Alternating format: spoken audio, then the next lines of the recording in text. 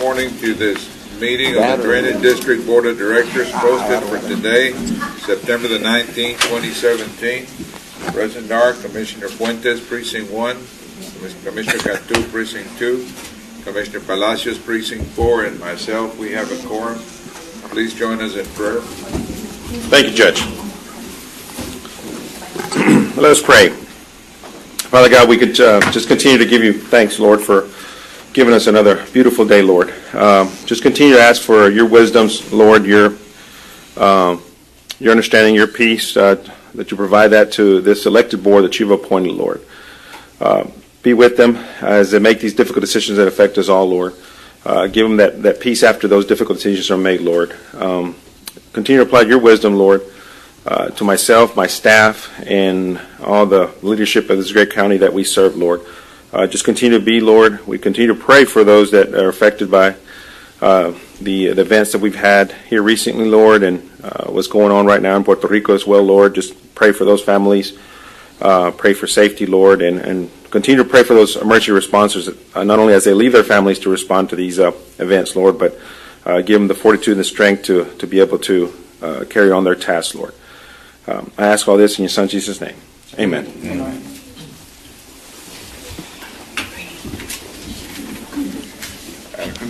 Under open forum, we have two people that signed up. First presenter is Ana Gonzalez. Good morning. Morning, Commissioner. For the record, we have been joined by Commissioner Flores, Precinct 3. Buenos días, comisionados y juez. Mi nombre es Ana González. Queremos agradecerle por el tiempo de su personal en asistir a la plática presentada por Lupe y Arruaiz sobre la equidad de vivienda. Sabemos que la vivienda es muy importante para nuestras comunidades y que la falta de vivienda asequible es un problema regional. También sabemos que existen otros problemas como la falta de drenaje, alumbrado público y servicios de transporte que también afectan las oportunidades de nuestras comunidades y colonias en el condado. Como parte del proceso del asesoramiento de equidad de viviendas, pedimos que se incluyan las sugerencias que presentamos y que incluimos hoy. También es importante mencionar que la hora de vencimiento de los comentarios públicos no es hasta las 5 del día hoy. Si el condado va a votar en aprobar el plan en este tiempo, eso es contra las reglas. Gracias por su tiempo. Hi, good morning, commissioners. My name is and Judge. My name is Ana Gonzalez.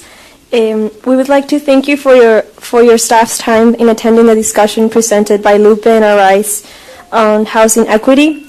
We know that housing is very important to our communities and that the lack of affordable housing is a problem for the region. We also know that there are other issues such as lack of drainage, street lighting, and transportation services that also affect opportunities for our communities and neighborhoods in the unincorporated county. As part of the regional assessment to fair housing process, we ask that you include the suggestions that we presented and include today. Okay. It is also important to mention that the public comment expiration time is until 5 p.m. today. If the county is going to vote to approve the plan at this time, that would be against the rules. And we thank you for your time. Thank you. Gracias. Next presenter is Dr. Casey Fletcher. Thank you, Judge, and the court. For the record, Ken C. Fletcher. I'm a resident in FAR, Precinct 2, Eddie Cantu. And my commissioner and I have scouted out a possible, next to the drainage canals, for exercise. You know, it's a walkway, waterside walkway to far better health. And I'd like to report, sir, to you that PSJA would be very happy to be entering into interlocal and a recent sidewalk committee meeting that I went to, City of FAR. Even the City of FAR would be interested too. And I came today to present, we have a $500 million valley-wide ecotourism industry. And the City of Alamo realized $35 million of this. There's 100 or so ecotourist spots all around, and I want to consideration action, if any. This is West Minnesota Road in FAR, Irrigation District 2, save these trees and make a really easy, you could do wood chip walkway or permeable pavers, and it wouldn't violate, can't do construction on a right-of-way. And recently in the city of FAR, we had a similar 1,300 long well-treed with native trees. You don't have to water them.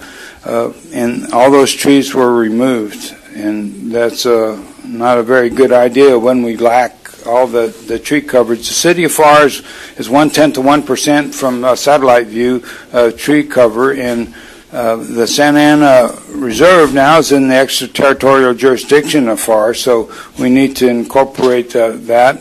And Muro no Daka Si, I forgot to say that on the 16 Grito contest. I entered and I lost, but I just said ahua, and I said pues es el gritito de gringuito. So I appreciate your attention on this matter, and if my 3 minutes is getting close, somebody could get up here technically and say one person signed up and two Lupes or two Arises get to speak, so something ought to be done about that. Thank you very much. All right, under consent agenda, any concerns? No, sir, no concerns. Motion to approve. Second. Those in favor say aye. Aye. Aye, motion carries. Thank you. Item 5, our budget process. Yes, sir. 5A, second public hearing to discuss 2017 proposed tax rate. It's an opportunity for the public to issue comments on and open the hearing. All right, at this time, we're going to be convening our public hearing to discuss the 2017 proposed tax rate.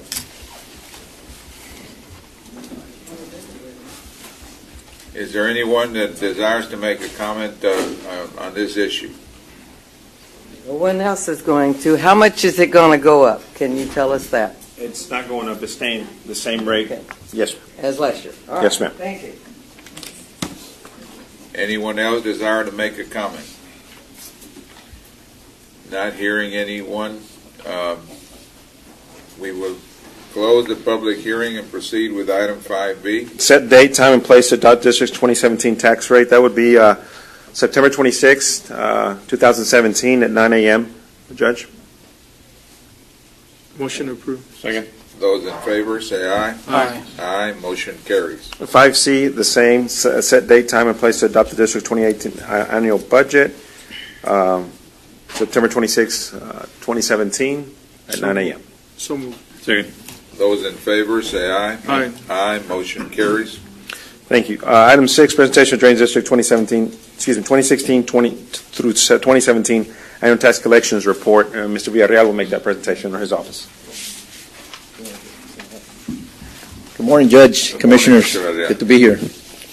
I think we're going to get you that report that we're so proud of, that we do collections throughout the year. Right now, I do have some representatives from our offices. I'll introduce them more on the next, the county. But right now, if you want my office, my manager, supervisor, please stand up. Can you stand up, please? The ones who working. Everybody's shy like me. But these are the people that I'm very proud of. They're always out there every day. There's a supervisor for all the offices throughout the county, and we'll go ahead and bring them up so they can state their name and in the next meeting. But I'm very proud to make this report for the drainage. So I'll present you here in the next. Okay, the first page, if you can look at it, I'll change that. It's just a brief report that. Where are you?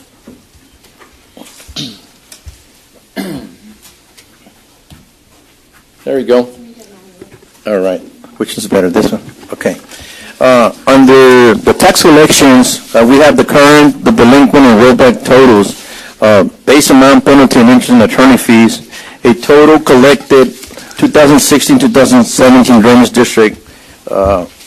We collected, or the amount of money that went through our office was $30,804,723.50. Want to go to the next one? The next one is just the breakdown of the disbursements, attorney fees, commissions and costs, renditions, penalties, court orders, credits, for a total disbursed to the drainage district of $30,804,723.50. The next page.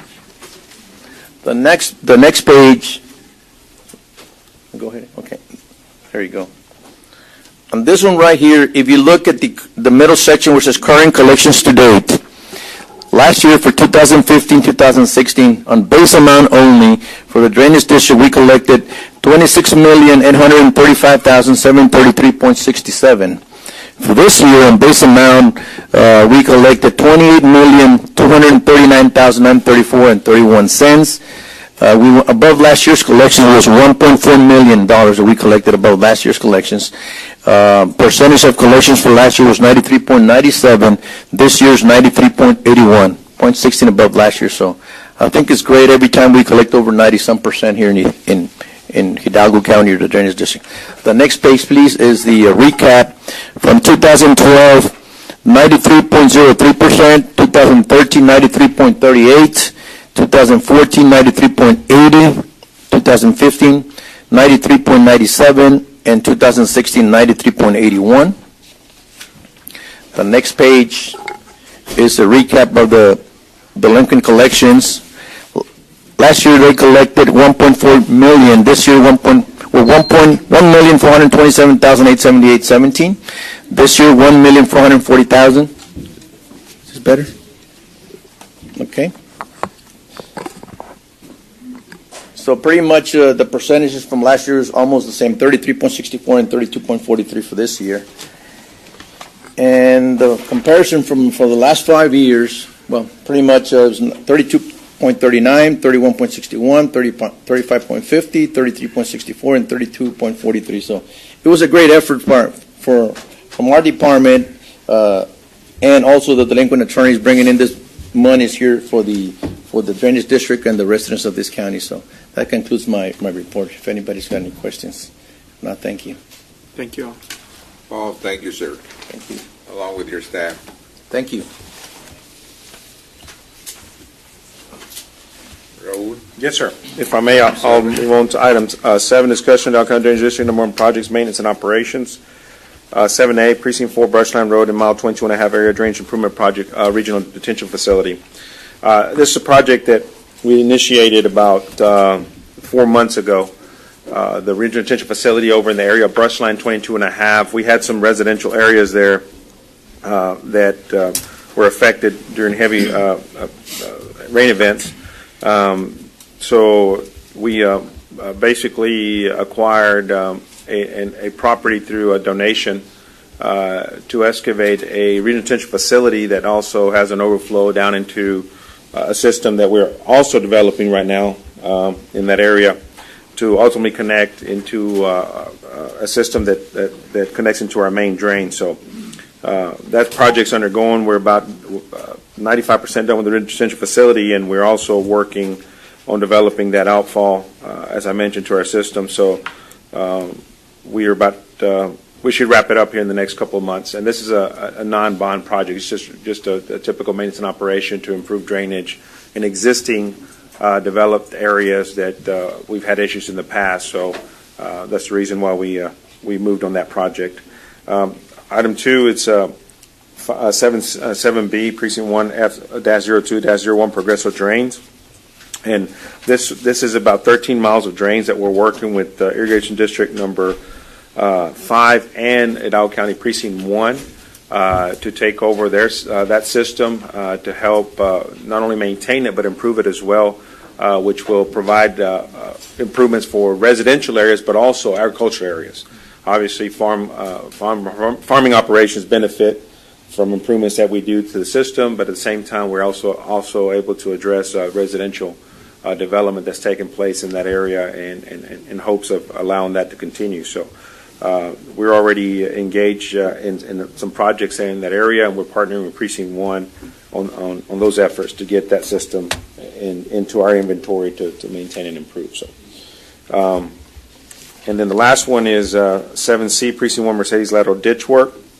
That's one of our main drains that traverses over in the central part of Precinct 1. We've initiated construction already over about a year ago. We designed the whole system to widen it within our existing right-of-way. We've got about 70% design completed. We're just barely in the initial construction stages. I would say maybe 15-20% construction has been done.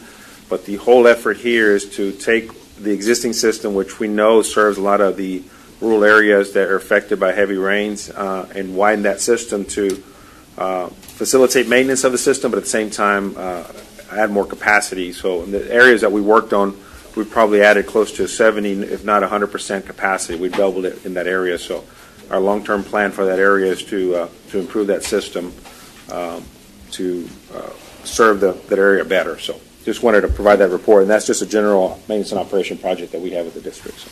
Just real quick, Raul, I just want to thank you and your staff for, yes, sir, for working with us with Irrigation District number 5. I mean, we as a county don't have any presence in Progreso at all with respect to maintaining any ditches and flood controls. So for us to be able to provide that to Progreso and to the houses and neighborhoods in that area is going to provide a tremendous relief. So I want to thank you and your staff for that commitment and working with us to get that interlocal done with them. Yes, sir. Thank you. Yes, sir. If I may, Judge, I'll move to item 8. Please. Request approval of final negotiated agreement for professional engineering services with B2Z Engineering LLC as it relates to on-call engineering services. Dow County Drains District 1 projects on an as-needed basis. Contract C8CCD 11705109119 approved for negotiations by the board, subject to final legal review. So Second.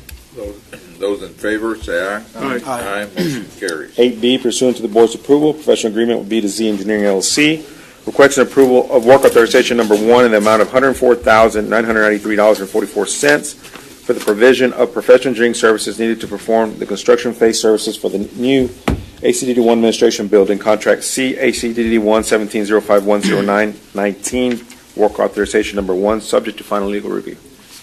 Second. Those in favor, say aye. Aye. Aye. Motion carries. Thank you. Item 9, requesting approval of closing documents for parcel 1 as it relates to Plena Vista number 2 drainage project, and authority for the chairman of the board to execute document pending final legal review. So moved. Second. Those in favor, say aye. Aye. Aye. Motion carries. Thank you. Item 10, requesting acceptance and approval of donation deed from Oak Tree Investments LLC as it relates to South Main Drain Ditch pending final legal review. Motion to approve. Second. Those in favor, say aye. Aye. Aye. Motion carries. Thank you. Item 11, requesting approval of right of entry with Triple Net Power Sports LP as it relates to the Dow County Regional Mobility Authority Precinct 2 and 3 roadway system, offsite drainage improvements parcel OD-8, and authority of the chairman of the board to execute documents pending final legal review. Move for approval.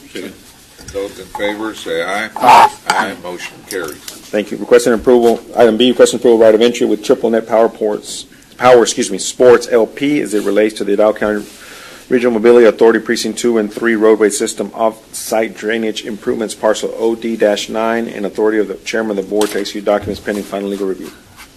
Move for approval. Second. Those in favor, say aye. Aye. Aye. Motion carries. Thank you. Item 12, requesting authority to advertise and approval of plans specifications attached here too for Dow County Drainage District 1 Chaparral Drain Improvements FM 493 Crossing, RFP number ACDD 117-052-10-04, including the re-advertisement of the request for bids. The event's bids are rejected or no bids are received and project is still needed. Move for approval. Second. Those in favor, say aye. Aye. Aye. Motion carries. Thank you. Item 13, requesting approval of right of entry request from Lane Construction Corporation and authorization for drainage general manager to execute as relates to Mission Inlet and Far McAllen Drain pending final legal review. Move for approval. Second. Those in favor, say aye. Aye. Aye. Motion carries. We do have just two quick items in executive Pursuant session. to 551-071 and 072, I need a motion to proceed to executive session. So move. Second. Those in favor, say aye. Aye. Aye. Motion carries. We're going to be in executive session for a short while. An open session. Raul. Thank you, sir. On the, excuse me, real estate acquisition, 15A will proceed as directed, and 15B pending and or potential litigation, no action. All right, need a motion to adjourn? So move. Second. Those in favor say aye. Aye. Aye, motion carries. At this time, we're going to be convening our regular Hidalgo County Commissioners Court meeting posted for today, September the 19th, 2017. The entire court being present, we have a quorum. Please join us in our Pledge of Allegiance. I pledge allegiance to the flag of the United States of America and to the republic for which it stands, one nation, under God, indivisible, with liberty and justice for all. Almighty God, we come together today for the good of the citizens of Hidalgo County. Give us your wisdom as we make decisions that will affect them today and in the years to come. Help us to work well together, recognizing that each of us are here because we want what is best for Hidalgo County. We ask for your blessing and your guidance. In your name we pray. Amen. Amen. Please remain standing. We want to honor and have a moment of silence for the passing of Joseph Davis. We lost him at 38 years old. He battled health concerns. He's a resident of Mission, Texas, and a Mission Eagle grad of 1997. His family owns the establishment of Taco Olays, both in Mission and Edinburg. He was husband to Veronica Davis. Veronica has been a county employee for 10 years. She was with the Department of Budget Management, the Elections Department, and of recent Hidalgo County Precinct 4. Viewing is this Friday, September 22nd from 1 to 9, followed by the Rosary at 7 p.m. At Rick Brown Funeral Home. The funeral mass will be this Saturday, September 23rd at 10 a.m. at Our Lady of Guadalupe Church and Mission, followed by the burial service, which will follow at Laurel Hill Cemetery.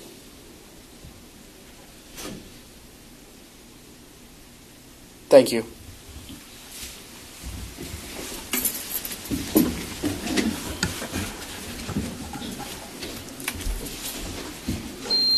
All right, on our consent agenda, any concerns? I believe I have to abstain from 2 items. 8A and 8B. Yeah, outside of the Motion to approve the rest of the consent agenda except for 8A and 8B. Second. Those in favor say aye. Aye. Aye, motion carries. Now I make a motion to approve 8A and 8B. Second. Those in favor say aye. Aye. Aye, motion carries. With an abstention David, I abstain. on 8A and 8B. 8A and 8B. All right. Under item 5A, we have a proclamation. Go ahead. Good morning, Judge and Commissioners. Item 5A is a proclamation declaring September 25th, 2017 as National Day of Remembrance for Murder Victims, and I'd like to ask our District Attorney, the Honorable Ricardo Rodriguez Jr., our Sheriff J.E. Eddie Guerra, and also Robert Garcia, the CEO of the Rio Grande Valley Families and Friends of Murdered Children, Crime Victims Unit Director Rosie Martinez, and the families present to please join me up here, please. I don't see Rick, but I know the sheriff is in the back. Sheriff, would you step forward? He was here earlier, sir. We'll take a moment while they're getting settled. You can stand right here, sir. Morning, Sheriff. Good morning. And Ivana will help line everybody up. Thank you. I'll go ahead and start reading the proclamation, and then we'll turn it over to our DA when he arrives. He wanted to say a few words as well. All right. And while I'm reading the proclamation, we're going to be showing just the victims from Hidalgo County that we've lost due to violence. Whereas the National Parents of Murdered Children, POMC, established September 25th as a National Day of Remembrance for Murder Victims as a result of unanimously passed resolutions by the U.S. Senate on October 16, 2007, and the U.S. House of Representatives on May 14, 2007. And whereas POMC believes that honoring the memory of victims who have been killed by violence and acknowledging the resulting long-term trauma for families, communities, and the nation is an important way of promoting public awareness and remembering our loved ones. And our DA is here. Can we take a moment to have him say a few words, and then I'll finish the proclamation? Is that all right? All right. Oh, yes. Good morning. Good morning, Judge, Commissioners. Good morning to everyone. I'd just like to take this time to thank all of you for this proclamation, for the families that are here with us today. It is a National Day of Remembrance of Murder Victims, but it especially hits close to home here in our county, where during the time that I've been in office, we've worked with several families who've had brothers, mothers, fathers, children who have passed.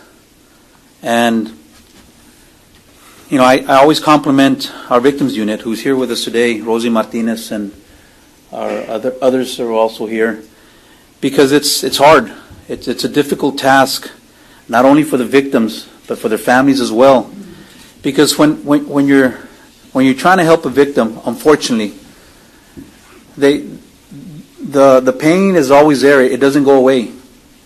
And I've always told my staff, my prosecutors, you have to respect victims, because victims are never going to forget how they are treated, how they are helped, because that pain is going to be in there forever. It doesn't go away. That trauma is going to be there. They're scarred for life. So we as prosecutors and we as law enforcement, we have the sheriff here, and I know that, you know, there's some other law enforcement agencies here. We have done everything we can to work together to sharpen our skills and do the best that we can, whether it's in the investigation part, whether it's in the prosecution part. You know, we've come together to be able to do the best job that we can to be able to help the families. And yes, some of these cases, you know, we've handled them, and there's been some closure in the judicial aspect of it. But as for the families, you know, it's something that's going to go on forever. And again, I thank you for taking the time for this proclamation, and I want to thank also Mr. Garcia, who has and leads a nonprofit on family and friends of murdered children. And Robert in our office, and also along with law enforcement, we've worked together closely to be able to give the families a hope of making sure that justice is served. And it's difficult because, again, because of the trauma that the victims go through, again, we have to understand how they're feeling. They have the right to say what they want. They have the right to feel how they want. And we have to respect that. So we've done a good job of making sure that at the very least we give the victims and the family victims that trust that they need. That trust that they need in the judicial system. That trust that they need with law enforcement. That trust that they need with the prosecution of the case. So we've been working hard and diligently to give them that. That when someone's brother, sister, mother, father, when that case is in our hands, that they feel that there will be justice for them. So again, thank you for the opportunity to be here, and the families, you know, my condolences. Les acompaño su pesar, you know, to all the families.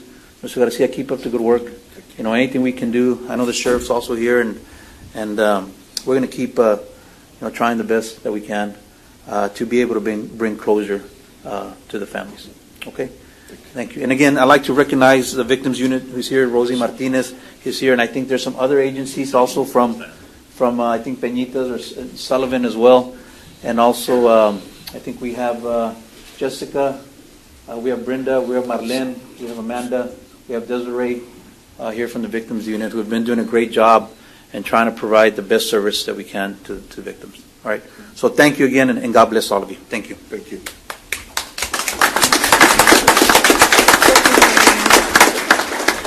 And we'll continue showing the photographs that we have here in this memoriam.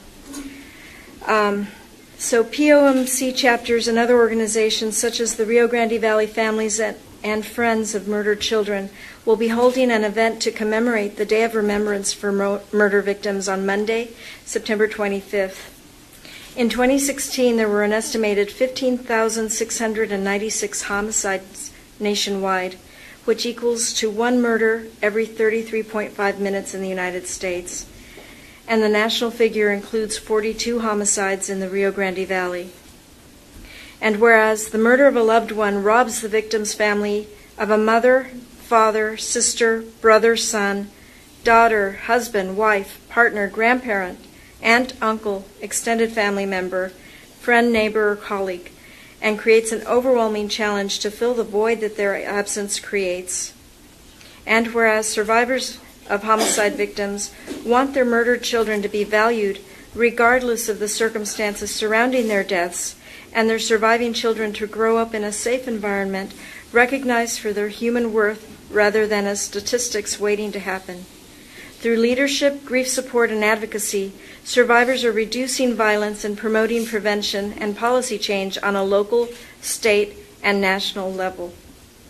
Now therefore be it resolved that the Hidalgo County Commissioners Court does hereby proclaim September 25th, 2017 as National Day of Remembrance for Murder Victims in Hidalgo County, and supports the 5th Annual Candlelight Vigil to be held from 6:30 to 9 p.m. at the Bogus Ford Events Center in FAR. Approved this 19th day of September 2017. Move for approval. Second. Those in favor say aye. Aye. Aye, motion carries. And Robert Garcia, who's the CEO of the Rio Grande Families and Friends of Murdered Children, will now say a few words. And here's the proclamation, sir. Thank you.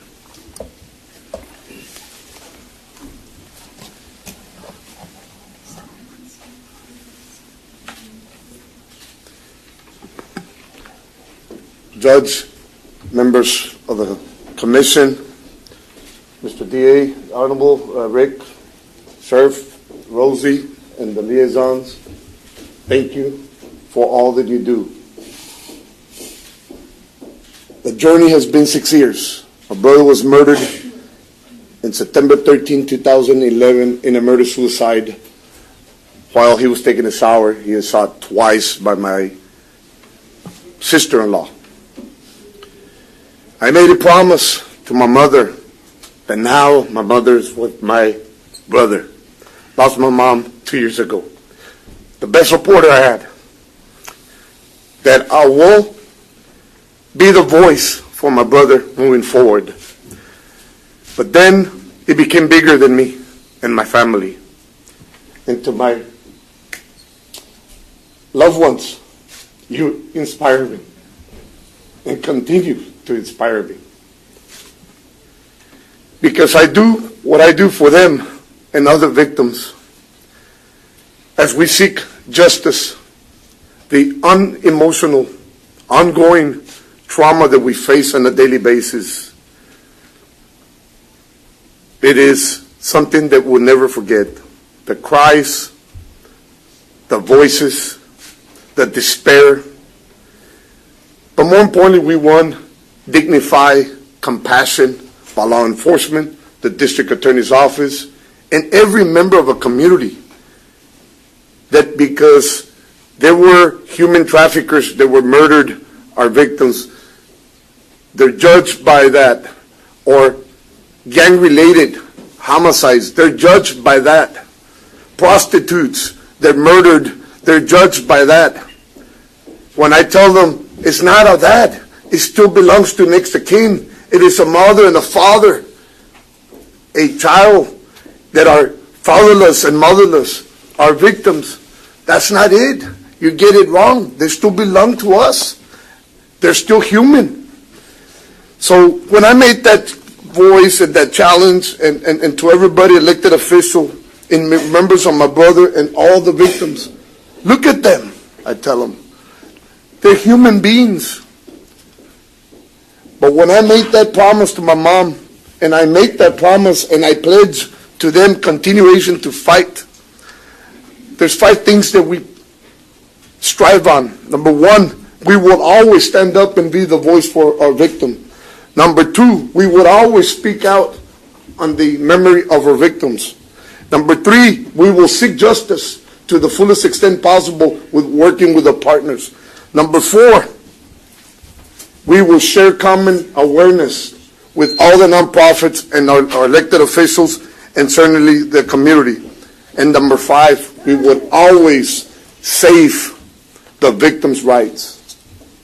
And because of the leadership that I have seen, the shift with the district attorney and law enforcement, and the promise that we help our victims, I've seen it. We will continue to fight together. We will stand up together with one voice, one message. Judge, commissioners, community members, thank you. I will challenge you to be present in our 5th annual at the Bogus Fort in FAR. We have done 5 proclamations, or excuse me, 4. We will do the 5th one today. Number 1, we've done the whole city with City of FAR.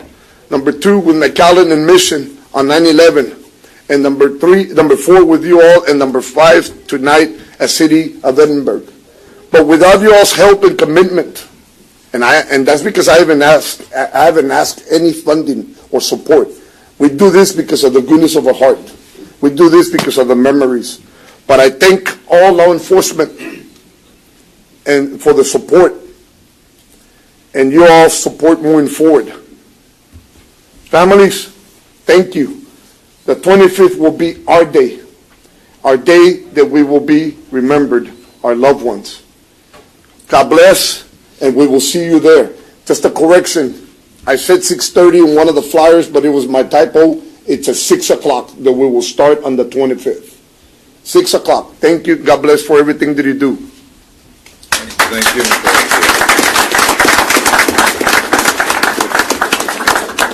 Sheriff, did you want to say something? No, I'm good. All right.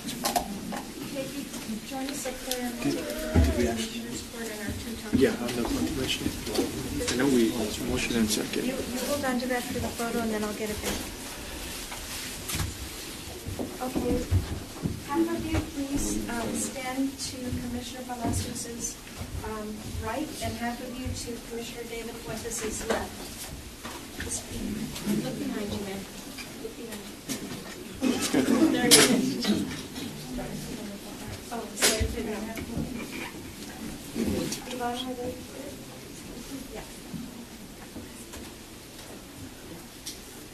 Make sure I see everyone's face.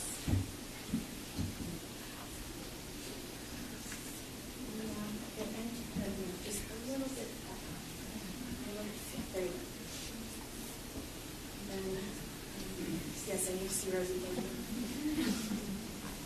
Okay, on count of 3, please. 1, 2, 3.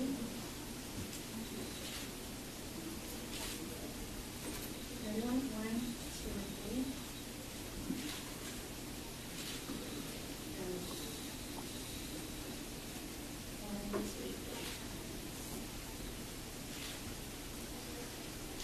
Thank you. Thank you very much. I'm so sorry. Thank you for what you did. Thank you. Thank you. Great work. Keep it up. Speaking over this, I'm going to say my words. Thank you.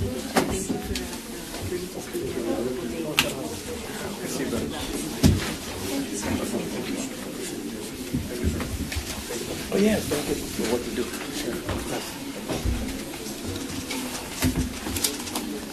All right, next item is item 5B. Is Chief Saldana here? Good morning, Judge, Commissioners. How are you? Good morning, sir. This morning we have a brief presentation on the upcoming 50th anniversary of Hurricane Beulah striking the Rio Grande Valley. When will that be? Tomorrow, September the 20th, will be the 50th anniversary of Hurricane Beulah. We will begin now.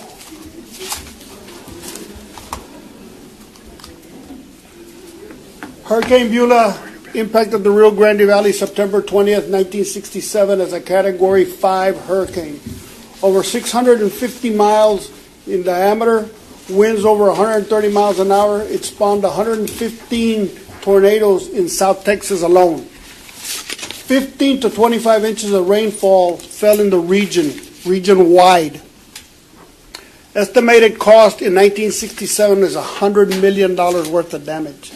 Today's cost, over $100 billion that would have occurred if we would have had an impact. And like I told you in our last presentation, Harvey was a direct hit to the Rio Grande Valley on Monday before it hit Houston. So we would have had another Beulah event if it would have came to us. Here's a view of the floodway. We believe it's the floodway, but it could be the river. After this, there was over 45 million acres of land that disappeared in 1967. That's all farmland. Today, it's nothing but brick and mortar and blacktop. So the number of people that would have been affected then is less than what would have been affected today. Here's some of the downtown Edinburg, the amount of water that fell in just in the Edinburg area, in this general area where we're sitting. There's the floodway, 23rd and the expressway. That's the old floodway bridge in Mercedes. That's where it goes underneath there, and you can see the amount of water that was there. There was a small diversion dam that was broken or gave way in Mercedes. And what ended up happening there, and the judge laughs because there's a story behind it, but what ended up happening there, to save Mercedes, it ended up flooding Harlingen. And it created a lot of devastation in the Harlingen area. There was over 300,000 people displaced in the Rio Grande Valley and Mexico during that event. The U.S. and Mexico came together to try and do everything that's possible to help and support those residents that were displaced during Hurricane Beulah. We're going to show you a small video, about a 4-minute, 5-minute video on what happened during Beulah.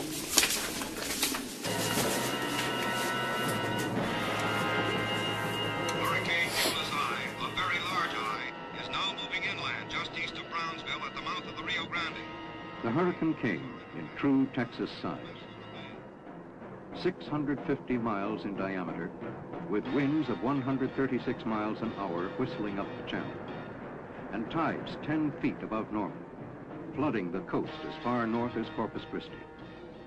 In her 13-day rampage through the Caribbean, across the Gulf of Mexico and Yucatan, Beulah already had cost nearly 30 lives. But on September 20 of '67, she finds Texas well prepared, all boarded up and battened down. More than 100,000 people have found safety in the Red Cross shelters. In the range of 175 miles an hour, so this could well be. Warnings from Weather Bureau and the Texas Department of Public Safety have done their work.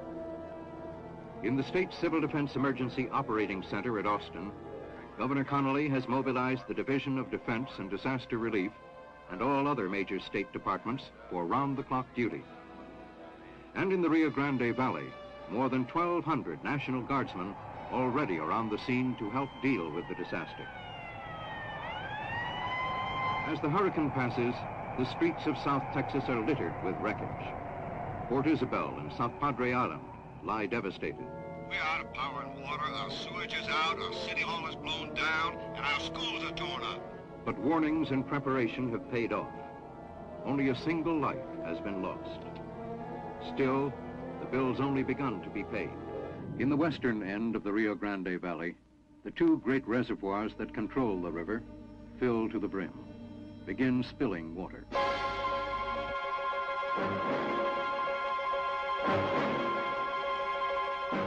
Rio Grande bursts its banks, spreads into an inland sea.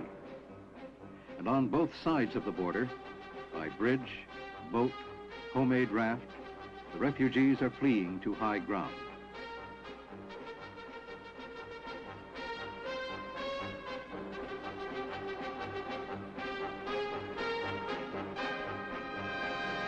Almost overnight, 7,000 pour into the sleepy American village of Roma. Another 16,000 to Rio Grande City.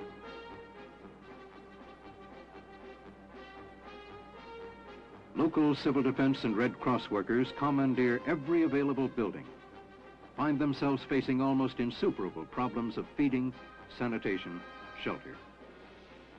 From Edinburg, Texas, comes a package disaster hospital, a complete 200-bed unit, one of the 2,500 stored by the Public Health Service at strategic points across the country for use in either natural or nuclear disaster. And with the aid of school nurses and the Santa Rosa group, Dr. Ramirez transforms old Fort Ringgold, once a cavalry post, now a district school, into a working emergency hospital. Austin, we have just received a report from the IBWC that a small diversion dam in the Floodway system near Mercedes has failed. The Arroyo Colorado should crest in the next... The trouble piles up. In the lower valley, a small earthen dam gives way, sends a wall of water surging down a dry arroyo into the heart of Harlingen. We have an emergency right now in Harlingen. We need at least 100 men or strong.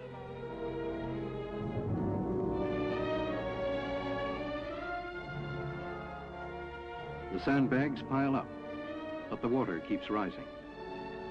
Army larks begin cruising the streets on rescue missions. Now, the United States and Mexico are united in fighting a common disaster. On both sides of the border, thousands of square miles are underwater. The number of flood victims has swollen to 300,000. A massive airlift is underway, ferrying sacks of food to the hungry, medical assistance to the ailing. The most desperate cases are lifted out for hospital care. Matamoros, Edinburg, Galveston, hurricane, tornado, flood. They've all been met by doctor, soldier, welfare worker, Red Cross, by civil defense and other government workers, by responsible citizens, thousands of them. Hurricane Beulah has done her worst, but in the end, she's been defeated by people who've done their best.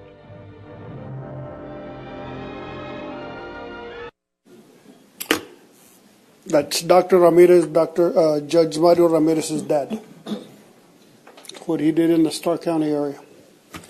So that's just a brief presentation of what occurred 50 years ago tomorrow. And again, thank you all, and we hope we don't encounter this. As you all know, the tropic is very active right now. Maria is going to be impacting the Puerto Rico again. It's going to stay along the East Coast, but then we still have Hurricane Lee coming behind Maria. So we don't know what Hurricane Lee is going to do. And again, thank you all very much. Well, thank you, Chief, for this presentation. I know we lucked out again. Yes, sir. Very, very fortunate. I don't think there's any drainage system or that would prevent what occurred in Houston with 40-plus inches of rain. I had no idea. Beulah was, what was it, 15? 15 to 25 inches of rain scattered throughout the region. Well, thank you for your acknowledgement and our remembrance of that event. Thank you. I'd like to thank my staff and Jackie for putting this together for us today. Thank you.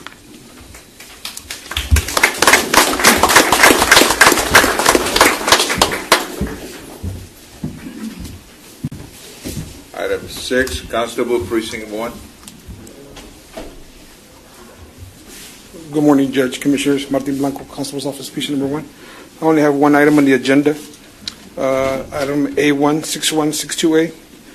The Constable Precinct 1 Rifle Resistant Body Armor Grant 1284.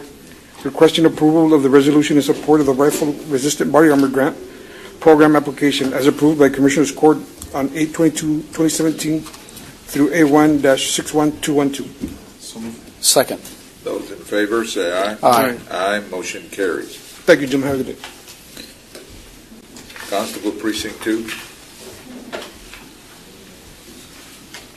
Good morning, Judge, Commissioners. Deputy Alonso on behalf of Constable Martin Cantu.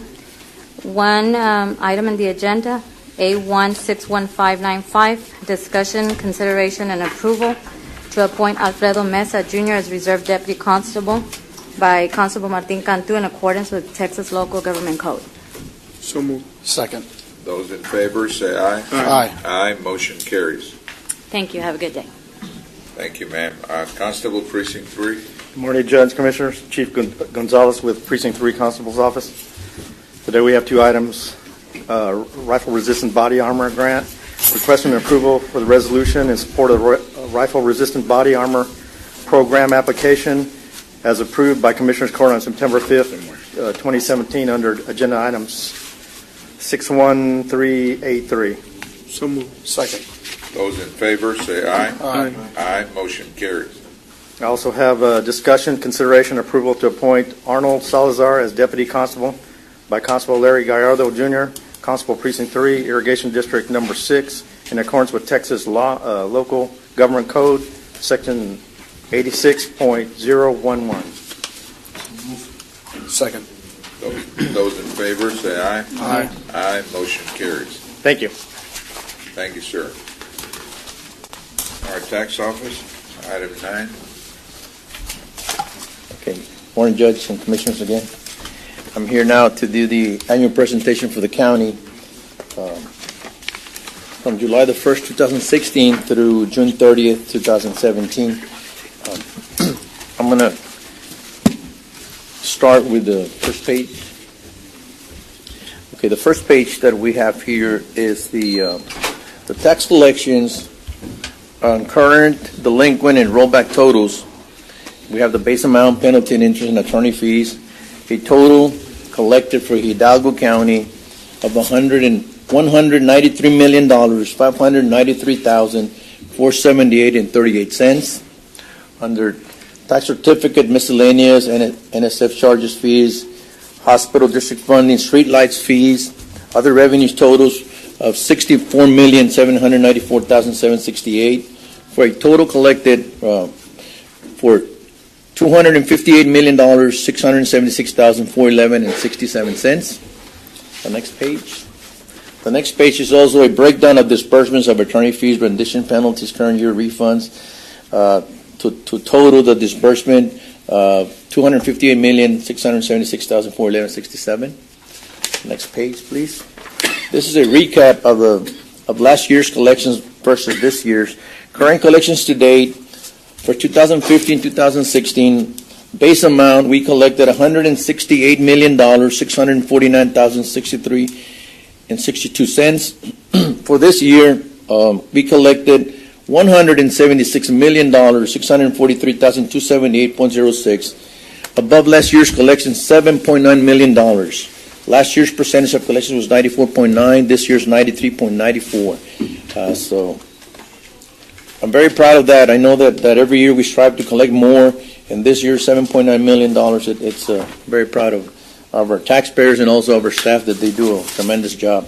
The next breakdown is the comparisons of 5 years. 2012 we had 93.18, 2013 93.57, 2014 93.98, 2015 94.09, and 2016 93.94.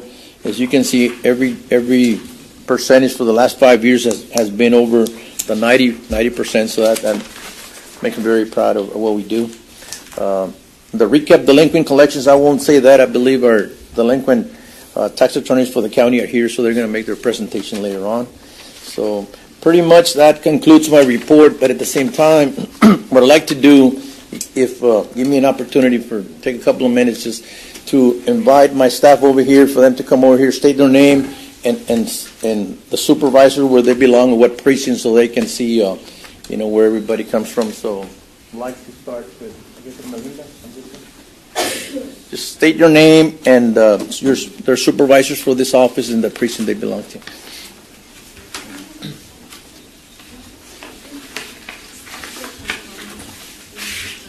Go ahead, in front. State your name and. Good morning. My name is Melinda Sparson from the ELSA office, Precinct 5. Thank you.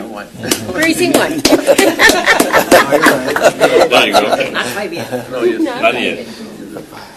My name is Daisy Perez. I am from the Alamo Substation, Precinct 2. Good morning, Judge and Commissioners. My name is Lucy Flores, and I'm from Precinct 1, the West Central Office. Good morning. Good morning, Judge, Commissioners. My name is Norma Ochoa. I am from the Mission Palmview Office, Precinct 3.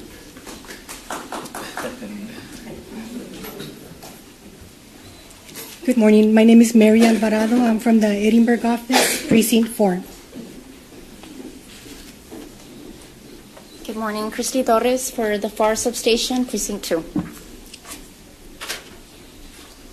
Good morning. I'm from the San Juan office. I'm Linda Lara. Yes, yeah, go ahead. Of course, I'm Santos Castilla, Motor Vehicle Manager. I will assist all of you. My name is Edgar Jaramillo. Good morning, Judge, Commissioners, and I'm Paul's Executive Assistant here at the Edinburg office. Good morning, Judge, Commissioners. Julio Espinosa, the Property Tax Manager. My name is William Schoening with the IT department. Work there in Edinburg.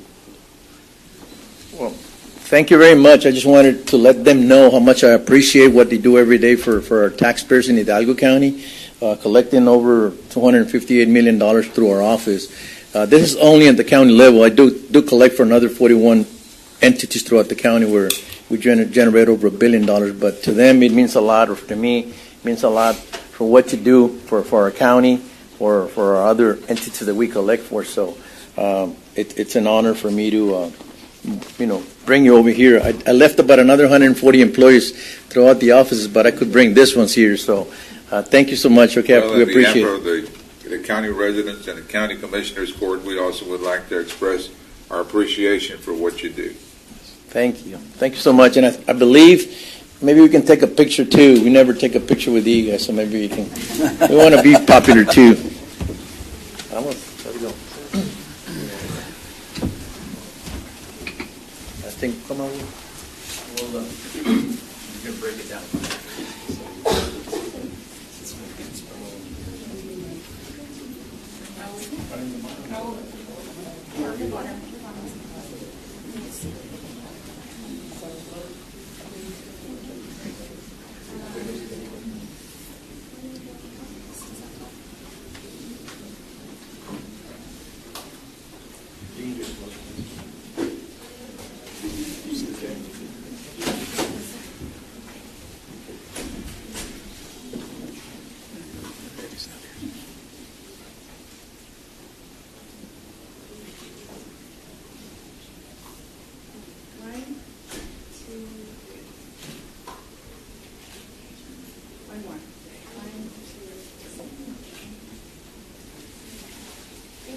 Thank you. Thank you. Oh, okay. Thank you, sir.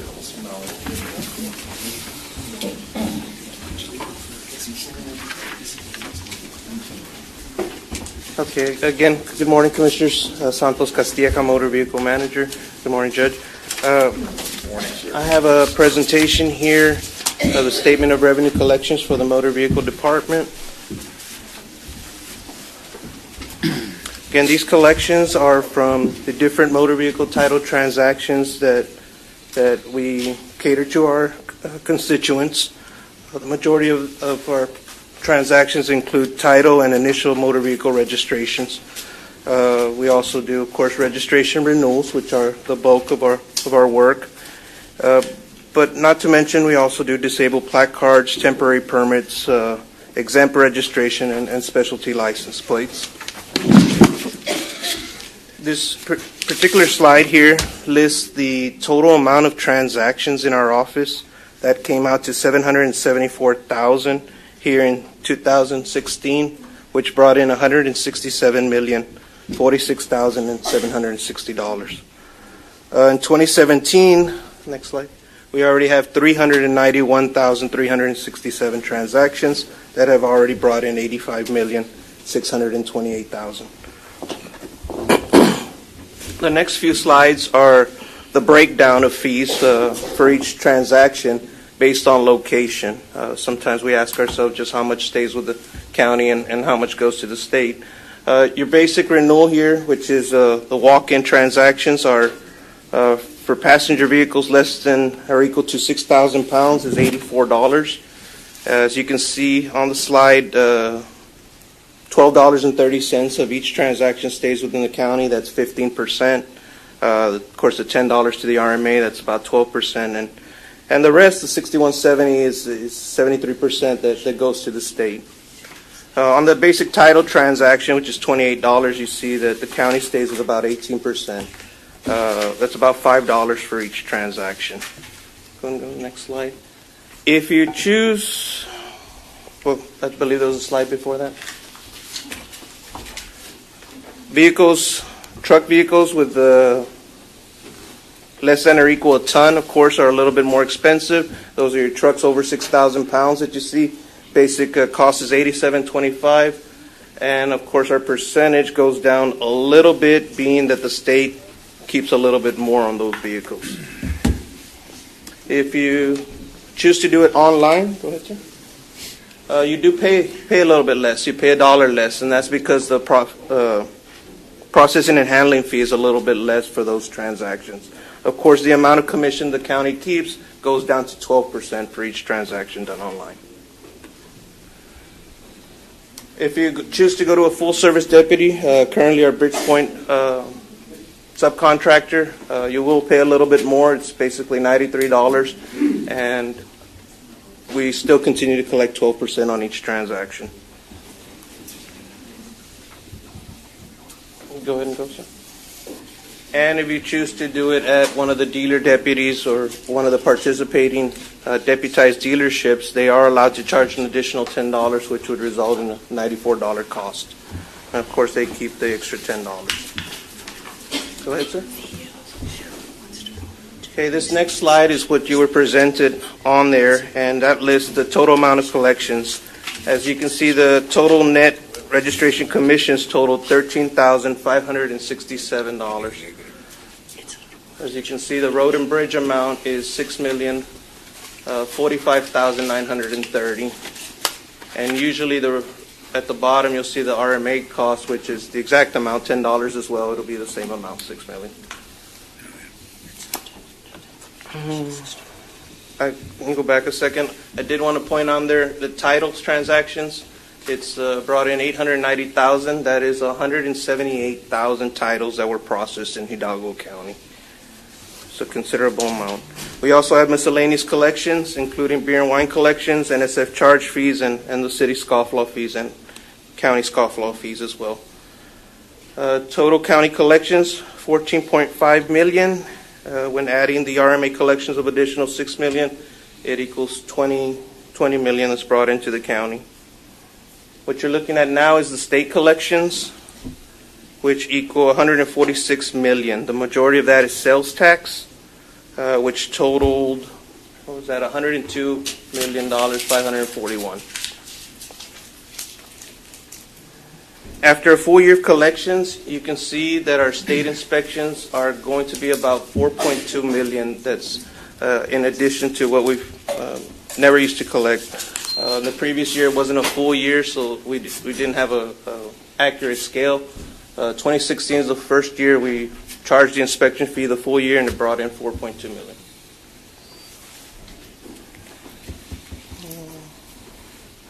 Go ahead, sir. As you can see, our office continues to grow. We did have that slowdown in 2009 through 11, but have bounced back, and again, our collections are about 3% more than last year. Go ahead, Will. Go ahead, Will. Total vehicle registrations. There really hasn't been a slowdown in our office. We're at 2016, 595,000, about a 2% increase in last year. So you can see the growth here in Hidalgo County continues to grow. I would like to point out that with the new lines that we've created there in our office, it has helped considerably with the congestion at each office. I mean, this is what it used to look like before, and now you go into our offices and it looks a little more organized. There's areas for the individual to get the renewals that are done right away, since those transactions take less time than your average title transaction. So by designating different lines for the different types of transactions, this helped immensely. So that concludes our presentation here, and I want to thank you for the time and for having me. Thank you, sir. Anything else? No, we're fine. That's going to be it. Thank you very much. All right. Thank you.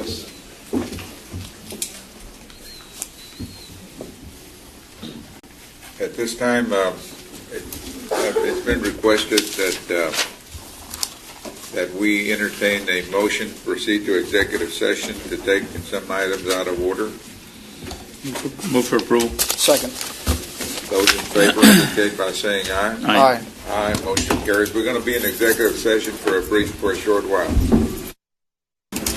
We are now back in open session.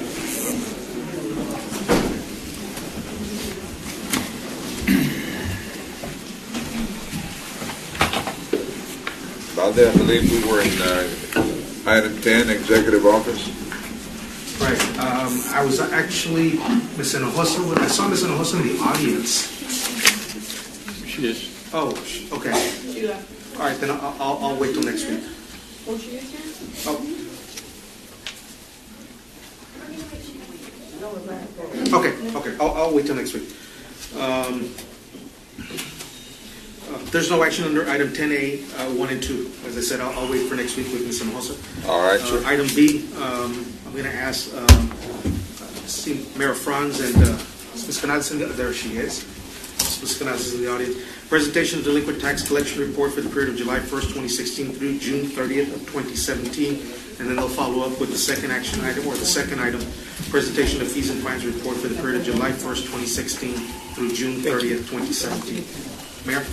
Good morning. Thank you, Judge, members of the Commissioners Court. With me today, Lucy Canales, Linebarger's capital partner in the Valley, and partner Kelly Salazar. And we're going to be reporting to you, as Valde said, on delinquent tax collection for the last year and fees and fines. I'd like to start off with our first slide, which gives you a thumbnail sketch of our activity over the last year from July 16 through June of 17. We sent out close to 140,000 pieces of mail to delinquent taxpayers in Hidalgo County. We handled close to 38,000 incoming, outgoing phone calls. That's reaching out and contacting, talking to people about their accounts. Close to 7,400 property inspections or home visits throughout the county. And at all of our 4 countywide offices, we had close to 5,600 office visitors. The litigation summary, which is our second slide, during that fiscal year, we filed close to 1,800 lawsuits involving a little over $3 million in taxes owed to Hidalgo County. 731 lawsuits were disposed of last year, resulting in collections or judgments of $1.3 million. We took judgments, the first one was actual collections of 1.3. We took 795 judgments with a value of 1.7 million, and we had tax warrants issued, which resulted in collections of $173,000. All in all, including base tax, penalty, and interest for the county, over the last fiscal year, we helped bring in $12.7 million. The next slide is going to give you an idea of where your accounts are at the end of June 2017. Look at the different categories. You'll notice that about 2% are in bankruptcy. Well, first of all, the bottom number, there's close to 60,000 delinquent accounts that are in our hands. We're entrusted with that. Total tax accounts countywide are 338,000. So about 17.5% of your property tax accounts, personal property, mineral, and real property, are in a delinquent status. Now the breakdown. About 2% are in bankruptcy, 28% exempt and deferral. These are accounts where a homeowner is either over 65 or disabled, and they filed an affidavit deferring their taxes till the time that they no longer own the house or they pass away or title is transferred. And I mentioned the bankruptcy and the deferral because, in essence, 30% of your accounts, we're very limited in what we can do. We can't go after those accounts. The bankruptcy, the 2%, the bankruptcy courts have jurisdiction over those. And the deferrals and the exemptions, we're not able to proceed on those. So 3 out of 10 accounts, we're very limited into what we can do. So of those remaining accounts, over 10,000, almost 11,000 are in litigation, and that involves $10.5 million. We've got some others. The pending action and review, those are usually accounts where we have payment agreements. People have entered into a contract with us to pay off their taxes in a certain time frame. There's close to, 4,000 accounts under mail. These are bad addresses, return mail. We're having trouble locating people, but we're being diligent in that. So all in all, that gives you an idea of the status of your accounts countywide. Now the next slide is an analysis of your tax roll. You'll notice that of the $33 million that are out there owing to the county, look at the first 2 bars, the 0 to 500 and the 500 to 1,000. About $13 million that is owed to you in property taxes involves accounts that are less than $1,000. And we do work those accounts, but you have to take a different approach because if you go sue somebody for $300 and the court costs are $600, you've basically tripled the penalty and the exposure. So you've got to approach those one way. We've got the 1,000 to 5,000, which is where the greatest number of accounts are, and that's what we work diligently on. And then you see the percentages start dropping. There's about $5 million in accounts that are from $5,000 and up. So that's just a little background information on the status of your rolls. Going to the next slide, the 2-year base tax collection comparison, July through June. If you go back to the 2015-16 year, we collected 9.477 for you, and last year 9.28, almost 9.3 million. So it's a slight decrease. But again, one of the things I want to point out is when you look at it, deferrals and exemptions, that percentage of your tax roll is creeping up. Finally, and before I turn it over to Lucy to talk to you about sales and resales, we're doing our annual report. We're in the middle of September, but just want to let you know that for this new fiscal year that started July 1st, we're already close to $70,000 ahead of where we were last year in terms of collections. So we're hoping that we're going to have a banner year this year, and we're going to continue to work very hard for you. I'll defer and wait for questions till after Lucy does the tax sale presentation. So, Lucy. The rest of our program, of course, involves tax sales and resales. We posted this year 320 lawsuits for sale. You can see on the chart the breakdown. 81 paid before the sale for almost $493,000. 107 lawsuits were sold, for, bringing in $309,000 to the Hidalgo County. 20 accounts were pulled because they entered into a payment agreement that met the requirements, totaling nearly $20,000. 15 accounts were pulled, totaling $61,000. That's either somebody went and got a deferral, so we couldn't proceed, or they filed bankruptcy, or we've got letters of commitments from title companies and they just need a little more time to close on the properties. And then 97 properties were struck off for $450,075. That's a picture of what we did for the year. Now, if you go to the next slide, you'll see the tax resale program. The part that we just spoke about struck off, these are the ones that come into the resale program. And what's important, we had 116 lawsuits that were posted for resale this year. $2,530,000 were placed back on your roll to generate taxes. We have $647,000 pending, and we'll be here next week to get approval on those resales also. And unfortunately, then $688,000 still remained as struck off properties. We handed you a list this morning because I wanted to give the Commissioners Court a detail of how many properties are struck off and that we're constantly trying to move these properties. off the struck-off list and back onto your tax roll. As you can see, and I won't go through all of it, but just briefly, there are 35 lawsuits in the Donna School District area. There are 49 in the Ed Calch-Elsa area, and so on 33 in the Edinburg School District area. La Jolla has 31. McAllen has 7. Mercedes has 13. Mission has 23. PSJ has 28. Then so forth, Progreso, Sherryland, Westlaco has 45 for a total of 288. But as we're doing tax sales, some extra properties get put on. So this list changes every month. So we wanted to provide this for you all so that you could see where the struck-offs are, and we're planning to do 2 big sales and try to post these and get them back on your tax rolls to generate revenue for the county. We've also continued our community outreach program. For the 3rd year, our firm, in partnership with the tax office and the appraisal district, offers a series of educational presentations about the property taxes to the public.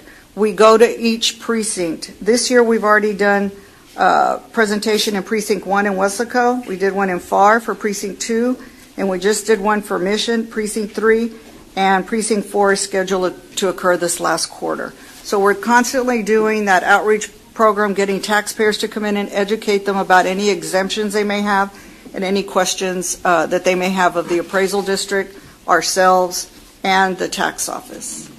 And I think the last one is just a listing of our payment centers where taxpayers can go throughout the county. In Edinburg, in Precinct 1, there's an ELSA pay station. In Precinct 2, we're on Conway and Mission. Precinct 3. Precinct 2, we're on North McCall Road there in McAllen. And in Precinct 4, of course, we're here in our office on Pin Oak.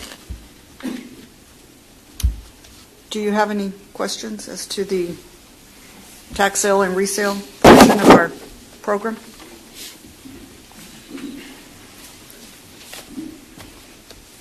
No, it doesn't appear to be.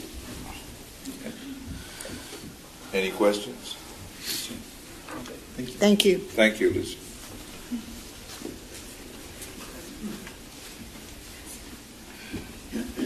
Item C, Judge Commissioners, is discussion, consideration, and authorization to accept an energy audit efficiency analysis conducted by E3.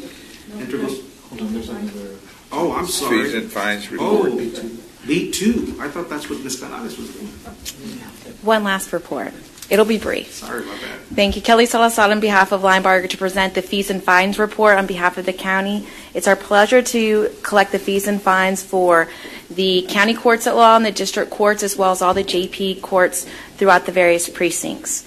I'll highlight our collection efforts as well as the results of those efforts. For our county courts at law, you'll note that we've sent out over 7,300 mailers this year. For the district courts, over 16,000 letters went out. We've processed over 3,200 phone calls for the county courts, and over 11,000 phone calls were processed for the district courts. As far as the JP courts, highlighting those, we mailed out over 18,000 letters just in Precinct 4. We've received over 33,000 phone calls in JP 1 and 2. We've processed over 86,000 phone calls in Precinct 3 and over 64,000 phone calls in Precinct 4 to get all those fees and fines paid for the JP courts. What about, I didn't hear you say nothing about Precinct 1. Precinct 1, we haven't received any data from Precinct 1, and we're trying to get that going from that area. As far as the collection highlights, you'll note that for the district courts, we've been able to collect over $290,000. In JP 3-2, over $260,000, and in JP 4-1, over $350,000. So partnering with Linebarger has produced over $1.2 million in collections for all of Hidalgo County JP courts. We'd like to thank all the JP court staff for assisting us in these efforts. The Hidalgo County IT office has also been extremely helpful, as well as the district, the county clerk's office of Art Guajardo. Be happy to answer any additional questions. Kelly, yes. If I may ask a question. So what's being released to you a year, 2 years, 3 years back? Because I know there was a larger amount initially on uncollected fees and fines. I think there was a discussion to release the more recent ones to y'all. At what point do we release the rest of them? I can answer that. Thank you. Okay. No, just so that you guys can do what you guys do. Just to answer your question, Commissioner, we are as current on the data as we can be. We recently, I believe a month ago, we got caught up to about 120 days past from today's date. It's just a question of they've got to massage the data and then start sending the letters. But we are as current as we can be at this moment. What about all those ones that are several years old? We've sent everything, Commissioner. Obviously, the newer data has a much larger collections percentage, and so we're trying to be very diligent about that. Of course, we had to catch up historically, but at this point, they have everything. Have you collected anything over a year? I'm sure there's some people that do wonder in. Even on the postcard initiative, people will wonder in with, cases from 99, 97. Yeah. So it's always good to get out there. I just asked a question to assure that they got everything they needed on all the accounts and we weren't holding anything up.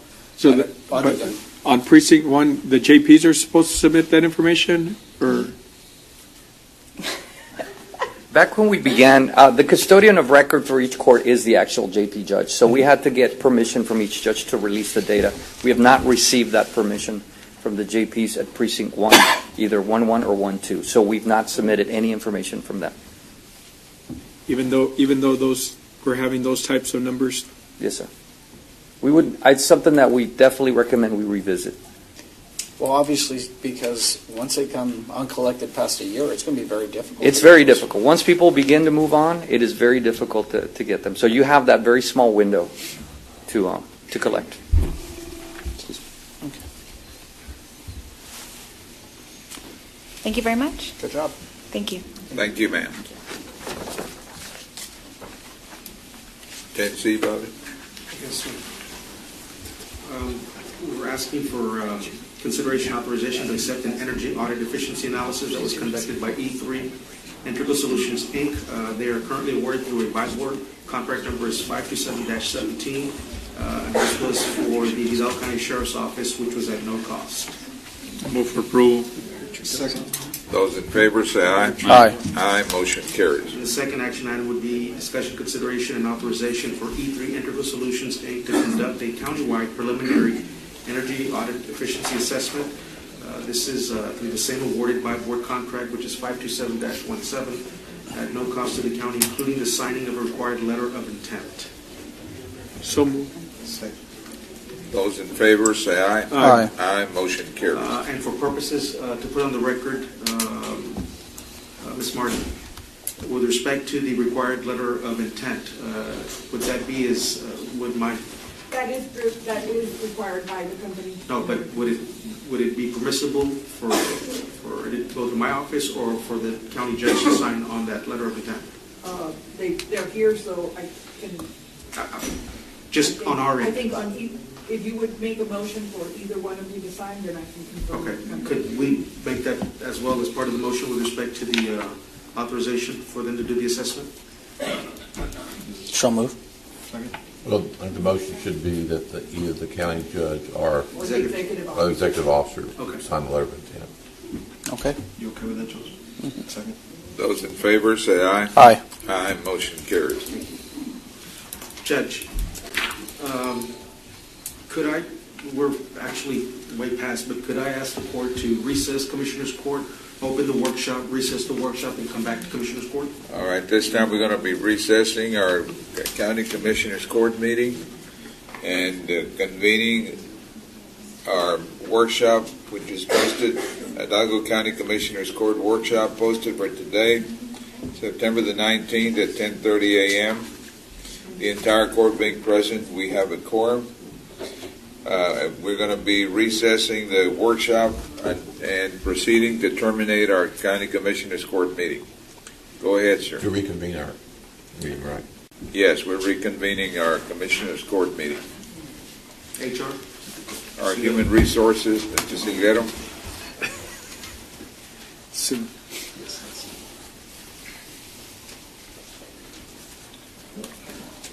Good morning, Judge, Commissioners. Raul Silguero from Executive Office, presenting for Human Resources. Item 11A, we have some items that require a waiver of the budget amendment, so I would like permission to waive the budget amendment policy for personnel-related amendments. So move. Second. Those in favor say aye. Aye. Aye, motion carries. 11B for Precinct 1, Road Maintenance and Administration. The precinct is asking approval of the following personnel actions effective next full pay period. They're requesting that we delete slot number 0023, Maintenance 3, at a salary of $36,248, and that we create a Supervisor 2, slot 0161, at a salary of $42,500. That increase will be offset by the next item. And can I read that also? Let's take action on it. Okay. Move for approval. Second. Those in favor say aye. Aye. Aye, motion carries. B2 is approval to change administrative assistant slot number 0030 from a full-time to a part-time effective next full pay period. And the setting of the salary and position type for slot 0030, current salary $26,547, proposed budgeted salary for $20,295, a decrease of $6,252. Move for approval. Second. Those in favor say aye. Aye. Aye, motion carries. And item 3 is approval of the interdepartmental transfer. So move. Those in favor say aye. Aye. Aye, motion carries. 11C for Precinct 2, approval of the following personnel action effective next full pay period. The precinct is asking for a position title change only. There's no change in the salary for this slot. Slot number 0013, current position title Accountant 3, and the proposed position title is Accounts Payable Supervisor. So move. Second. Those in favor say aye. Aye. Aye, motion carries. Item D, Judge Commissioners, for the Sheriff's Office, approval of the following personnel actions effective next full pay period. This year, I would like approval as listed. They're assigning a clothing allowance to 1, 2, 3, 4, 5 positions, and deleting clothing allowance from 8 positions as So listed. moved. Second. Those in favor say aye. Aye. Aye, motion carries. Item E for the District Attorney's Office, approval of the following personnel actions effective next full pay period, 10/2/17. We're requesting a reduction in salary on 2 positions. Slot number 0128, Administrative Assistant 2, a reduction of $2,781. Slot 0130, a reduction of $2,781. And then we're increasing, adjusting up a District Attorney 2, slot 0047, by an amount of $5,562. So moved. Are those two first slots vacant or what? I don't believe they're vacant, but the amount that's budgeted is higher than the rest, so nobody's being reduced in salary, Commissioner. Those in favor say aye. Aye. Aye, motion carries. That's all I had. Thank you. Thank you, sir. Item 12, Urban County.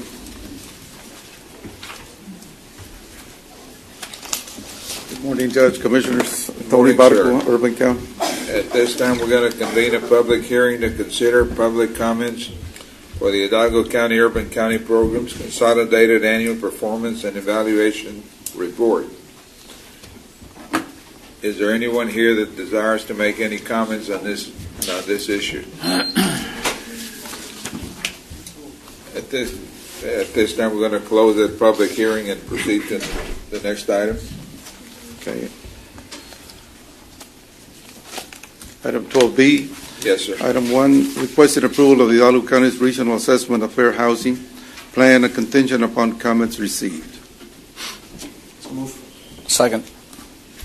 Those in favor say aye. Aye. Aye, motion carries. Item 2 is requested approval to authorize the Hidalgo County Judge to sign the Regional Assessment of Fair Housing Plan and all related documents pertaining to the affirmatively further fair housing rule. Second. Those in favor say aye. Aye. Aye, motion carries. The next item, Judge, 12C, is no action.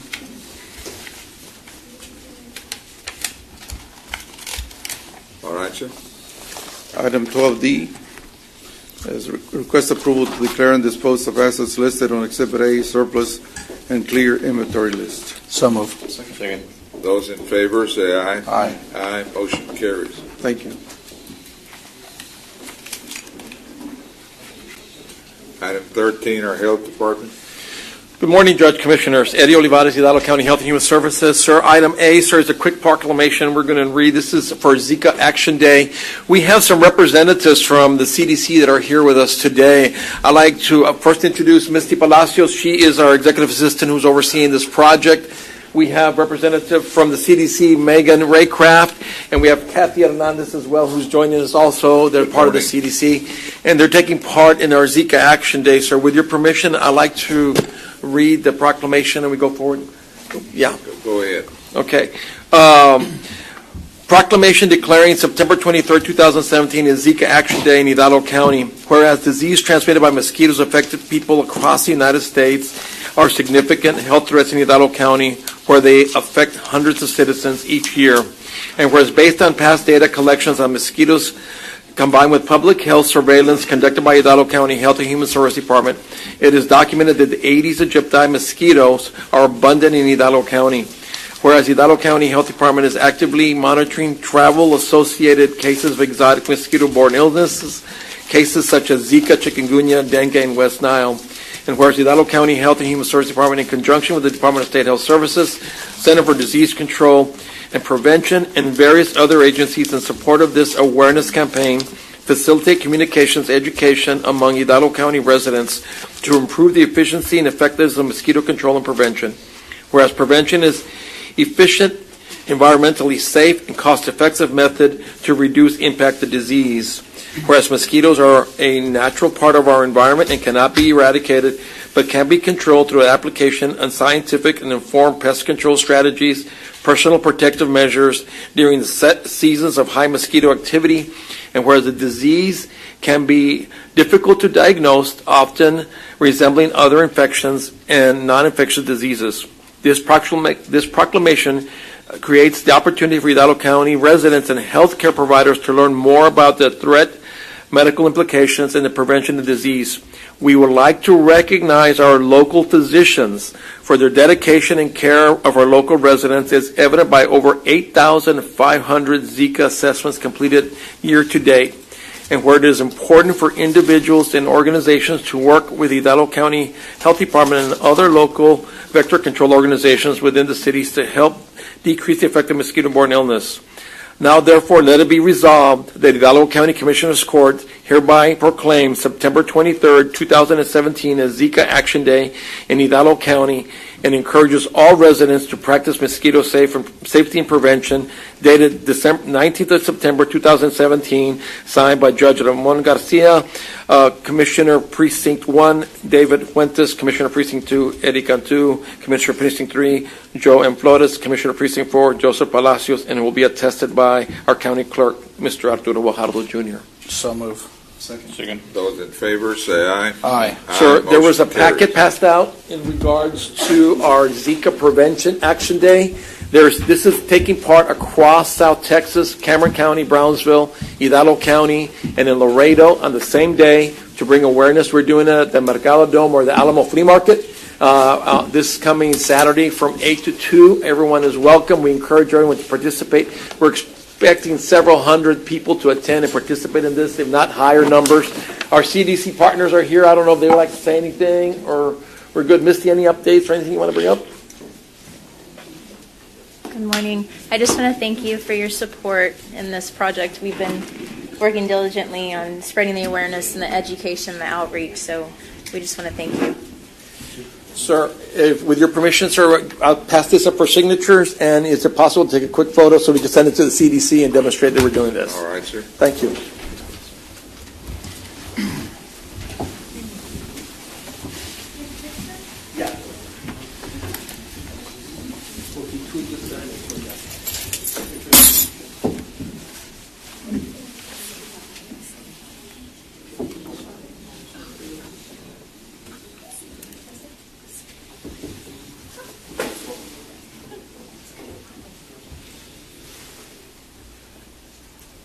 ¿Sí o no?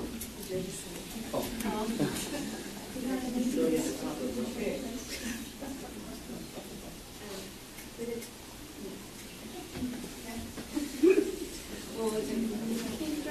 I can't see you very well. Because I'm doing it on purpose. Okay. 1, 2, 3.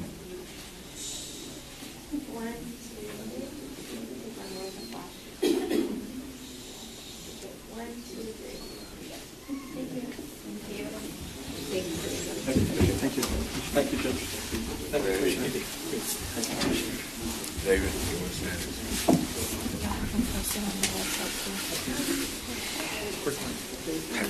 There we go.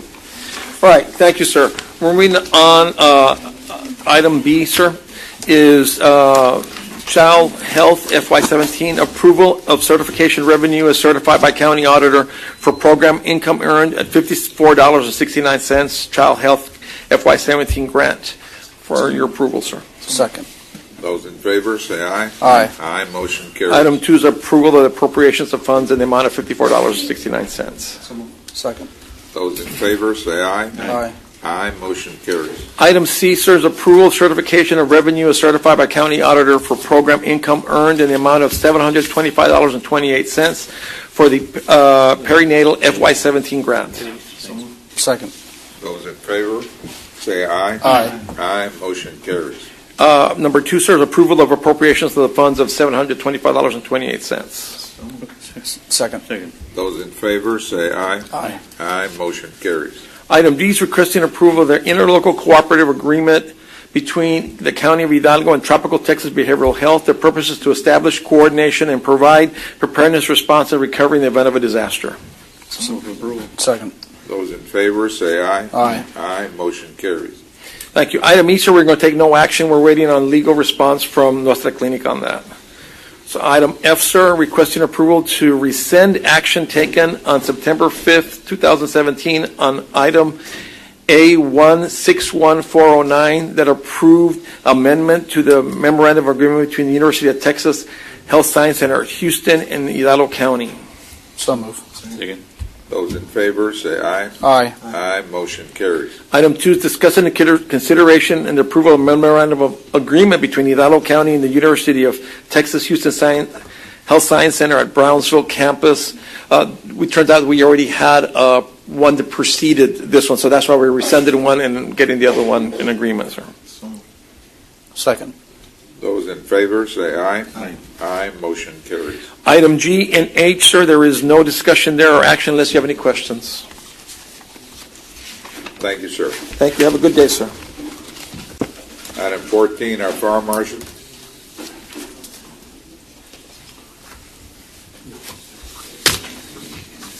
Judge, Commissioners, good morning. Morning, sir. I have item 14A, the discussion and approval of the Rural Emergency Service Interlocal Agreement with the City of Peñitas. Move for approval. Second. Those in favor, say aye. Aye. Aye, motion carries. Thank you.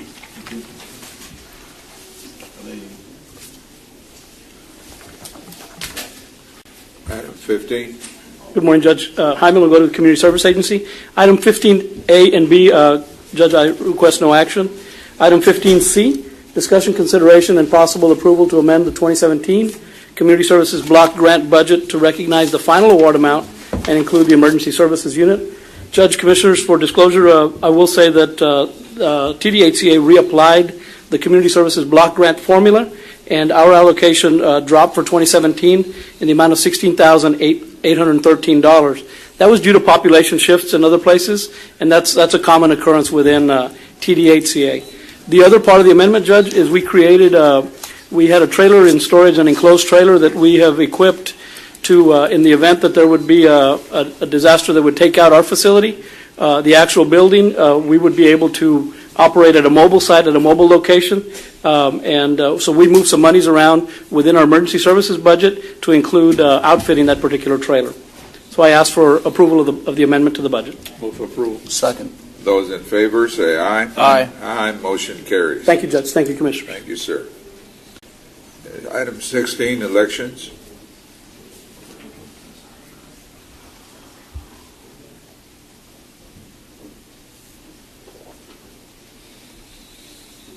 Hi, good morning. There's no action at this time. Thank you.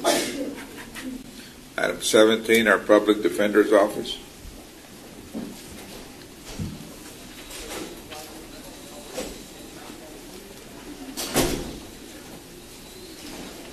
Good morning, Judge, Commissioners. Morning. Patty Loya for the Public Defender's Office.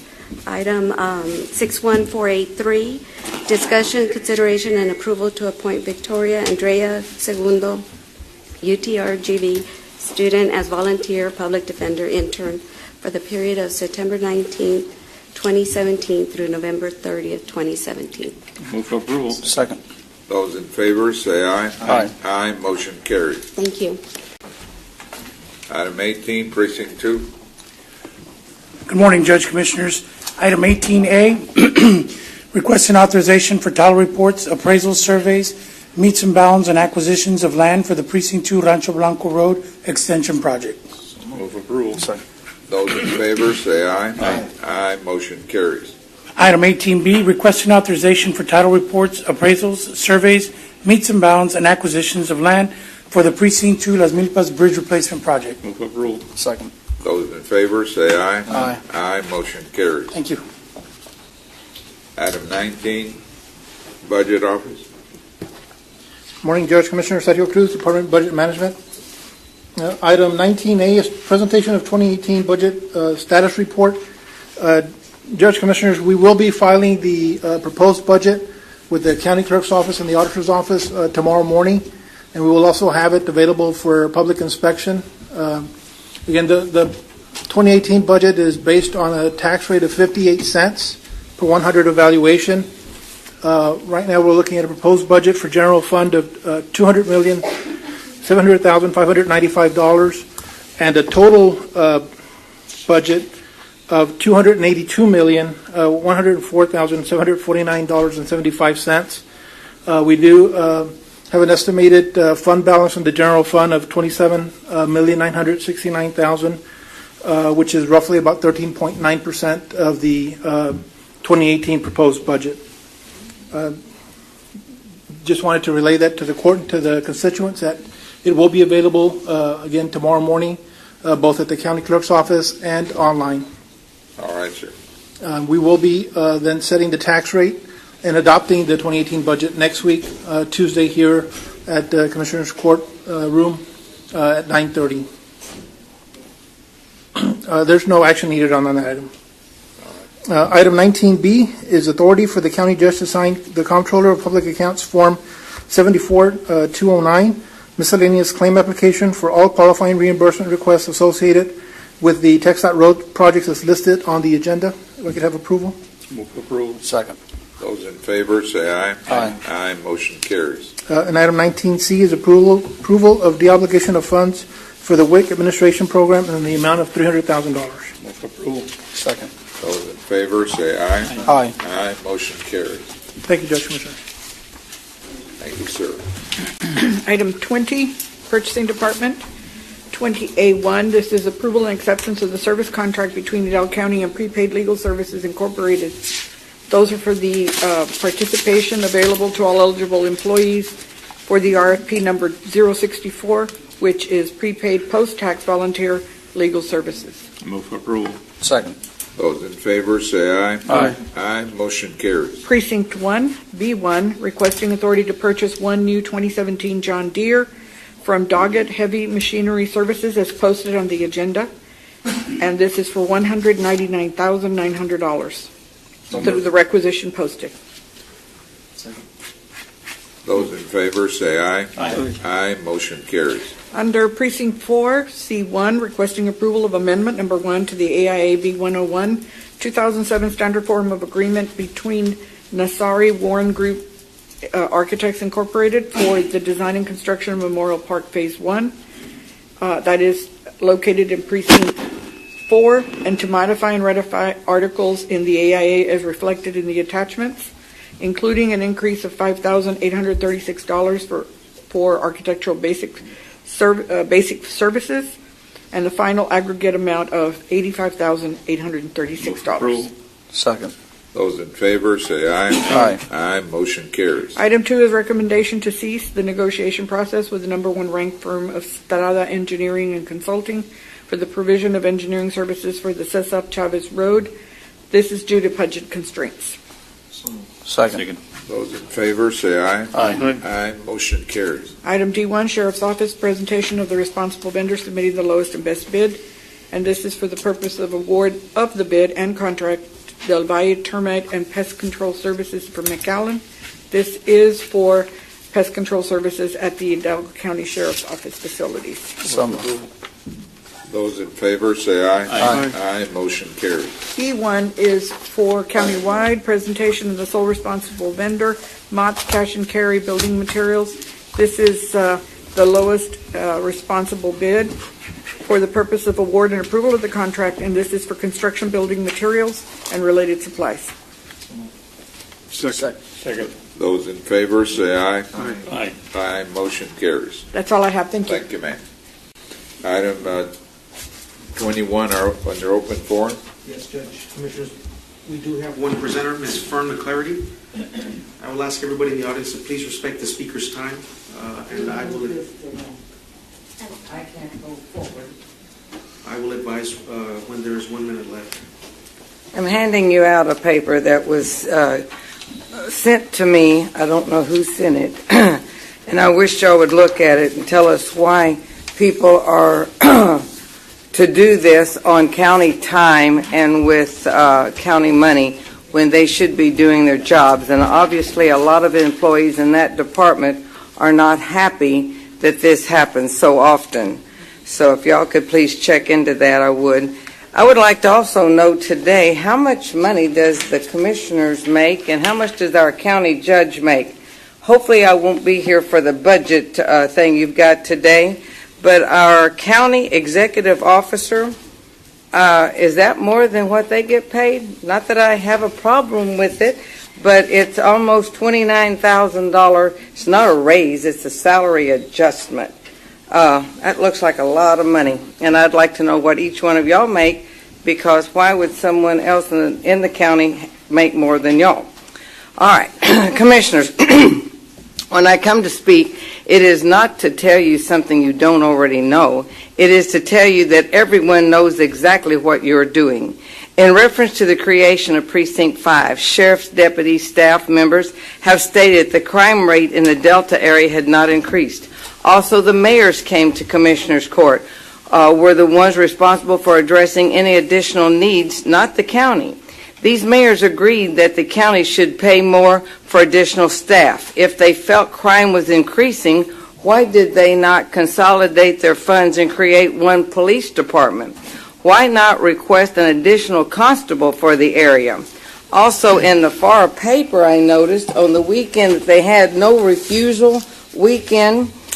Is it true that they showed that one of the mayors that had come over here, so obviously he did know more about the crime over there, but I believe he was charged with DWI. So I had a problem with that. Maybe they do know more. The reason that this is the request would result in the appointment of a justice of the peace that would encourage individual charges with a violation to support a specific candidate. This statement is supported by history of the significantly lower collection rates in the designated area. These are less costly and more effective ways of addressing any law enforcement problems than creating another precinct. Is it true that everything you do as a commissioner is directed and at enhancing your position as a politician rather than the public servant? Is it true that you create programs that allow developers to pay little or no property taxes and increase taxes on the population with a 40% property rate? Is it true you continue to say that the county has no relationship to the appraisal district when Hidalgo County, as the major taxing unit, has the greatest number of votes in electing the appraisal district board of directors? Is that it? Okay, my time is up. So please check into these because this is a lot of money that y'all are spending. Thank you. Judge, Commissioners, after open forum, we have closed session. We've already done closed session, so if I may, let me just act on the open session. Under open session, 24A, Real Estate Acquisition Corporation, for saying there's no action to be taken. 24B, pending matter of potential litigation. We would just proceed as directed. 24C, Hidalgo County versus Maria Elena Amaya, and Judge Commissioners, item D and E are related and request an action. So I'm requesting that Hidalgo County versus Maria Elena Amaya be facilitated by our civil division of the District Attorney's Office for action. Second. Those in favor say aye. Aye. Aye, motion carries. Item 24D, Hidalgo County versus Javier Herrera and Ceni Ayes Perez. I would also request that this be assigned to our civil division at the district attorney's office to facilitate on behalf of the county. Second. Those in favor say aye. Aye. Aye, motion carries. 24E, Hidalgo County versus Rodolfo Coronado Jr. and Valentin N. Diaz. Again, I request that this be assigned to the civil division of the district attorney's office for representation on behalf of the county. Second. Those in favor say aye. Aye. Aye, motion carries. There is no need for closed or open session, and before adjournment, we are having Commissioners Court next week, Tuesday, where the drainage district at 9 and at 9:30 Commissioners Court.